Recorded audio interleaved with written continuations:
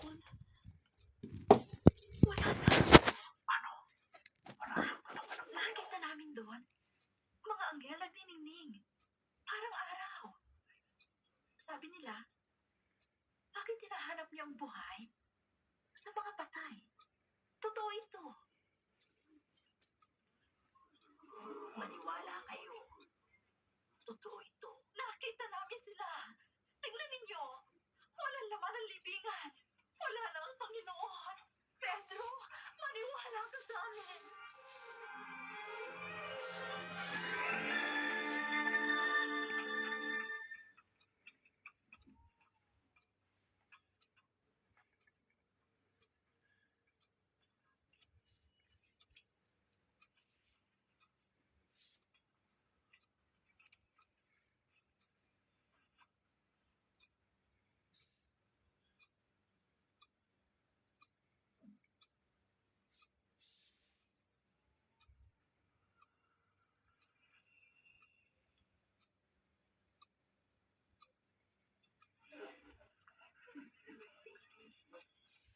Totoong nabuhay nga ang Panginoon. Nagpakita siya kay Simon. Hindi namin siya nakilala. Hindi sa lahat ng pirasuhin niya ang tinapay. Nakilala namin siya. Marcos, katakataka magtungo siya doon.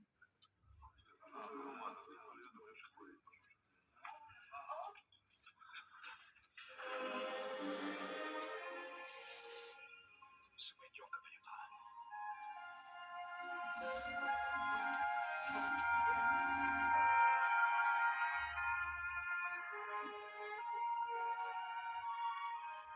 Bakit kayo malungkot? Bakit kayo nag-aalinlangan? Tingnan niyo, ang mga kamay at mga pako. Ako nga ito. Hawakan niyo. Ang multo'y walang laman at buto, ngunit ako'y mayroon. Ito ang sinabi ko sa inyo nang ako'y kasama pa ninyo. Na ang lahat ng nasulat patungkol sa akin sa aklat ni Moises na mga propeta at ng mga salmo ay kailangan matupad. Nasusulat ito. Ang Mesyas ay dapat magdusa. Ang mabubuhay sa ikatlong araw. At sa kanyang pangalan, ang pagsisisi at kapatawaran ay dapat ipangaral sa lahat ng mga bansa. Simula sa Jerusalem. Kayo ang mga saksi ko. Susuguin ko sa inyo ang pinangako ng aking ama. Kaya maghintay kayo doon. Hanggang kayo'y malukupan ng kapangyarihan.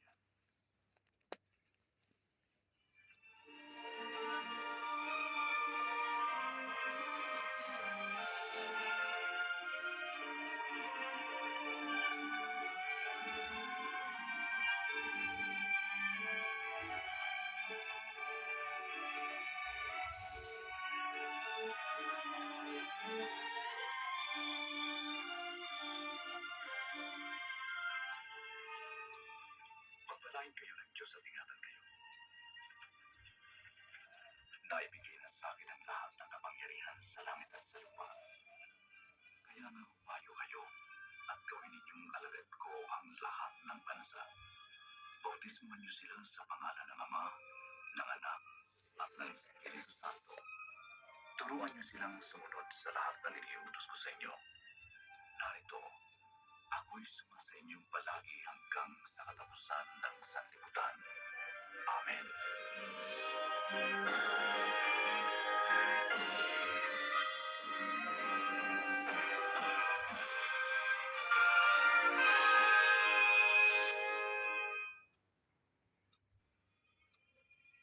Wala na ang bangkay ng Panginoong Hesus sa libingan. 3 araw pagkatapos niyang mamatay, muli siyang nabuhay. Oo, tunay na siya ay buhay at nais niyang pumasok sa iyong buhay. Sinabi ni Jesus, ako muling pagkabuhay at ang buhay. Ang sumasampalataya sa akin ay mabubuhay kahit siya'y mamatay. Nakalipas na ang 2,000 taon mula nang si Jesus ay muling nabuhay. At siya ngayon ay patuloy na nabubuhay bilang pinakadakilang impluensya sa buong mundo. Ang mga hambog na politiko, mga skolar, mga presidente, mga pilosopo at mga teologo ay sumikat. Ngunit ngayon, naglaho silang lahat. Subalit si Jesus ay nananatiling buhay ngayon. Siya ay walang katulad sa mundong ito. Ang kanyang kapanganakan ay walang katulad. Siya ay ipinanganak ng isang birhen. Ang buhay niya ay wala ring katulad. Ito ay isang himala. Hindi siya nagkasala kailanman. Ang kanyang mga himala ay nakahihigit sa lahat. Ang kanyang mensahe ay walang katulad.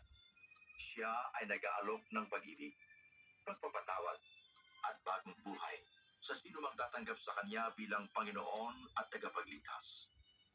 At ang mensaheng ito'y nagdudulot ng bagong pag-asa, bagong buhay at bagong layunin sa pamumuhay sa araw-araw. Ang kamatayan niya sa krus ay walang katulad. 2,000 taon na ang nakalipas, sinugo ng Diyos ang kanyang anak, si Yesu Kristo, upang maging alay sa kasalanan ng lahat ng tao. Namatay siya para sa iyo. Ang kanyang muling pagkabuhay ay walang katulad. 3 araw pagkatapos niyang mamatay, si Jesus ay muling nabuhay.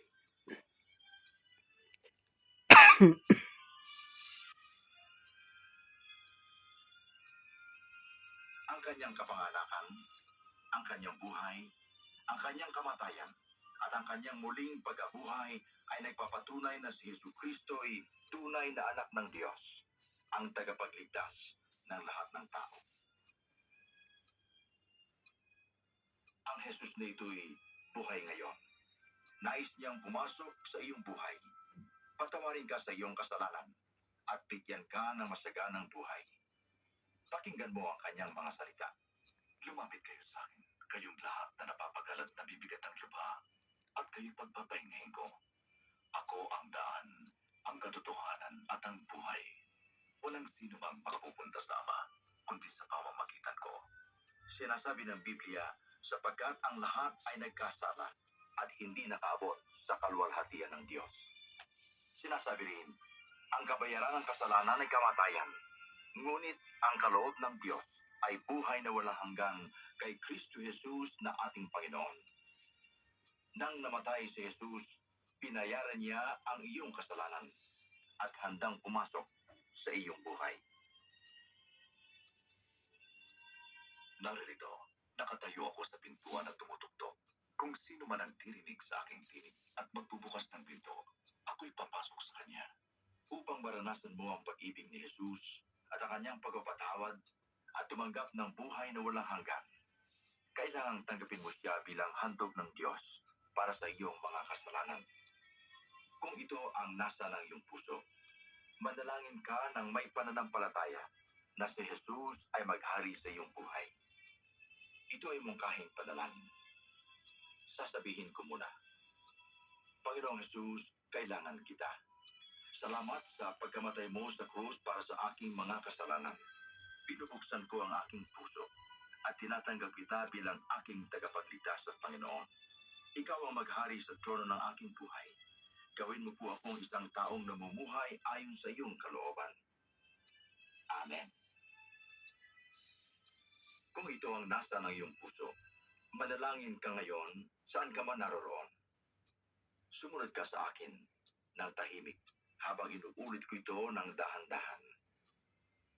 Panginoong Jesus, kailangan kita.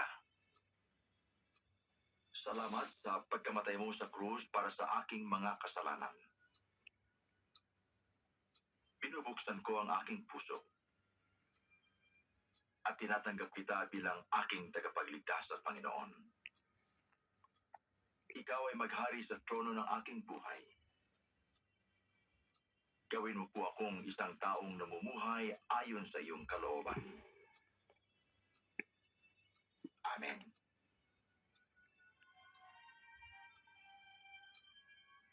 Ngayon nanalangin ka na ng panalangin may pananampalataya. At iyon ang inanyayahan si Jesu Kristo sa iyong buhay. Makakatiyak ka na siya ngayon ay nasa iyong buhay. Makakatiyak ka rin na ang kasalanan mo ay pinatawad na. na ikaw ay anak na ng Diyos at meron kang buhay na walang hanggan. Kung nais mong maranasan ang masaganang buhay na ipinangako ni Jesus, kausapin mo siya araw-araw sa pamamagitan ng pagbabasa ng Biblia. At makisama ka sa mga taong nagmamahal at sumusunod sa Kanya. Higit sa lahat, alalahanin mo ang Kanyang mga pangako. Hindi ko kayo iiwan ni pababayaan man. Narito, ako'y laging kasama ninyo hanggang sa katapusan ng sanlibutan.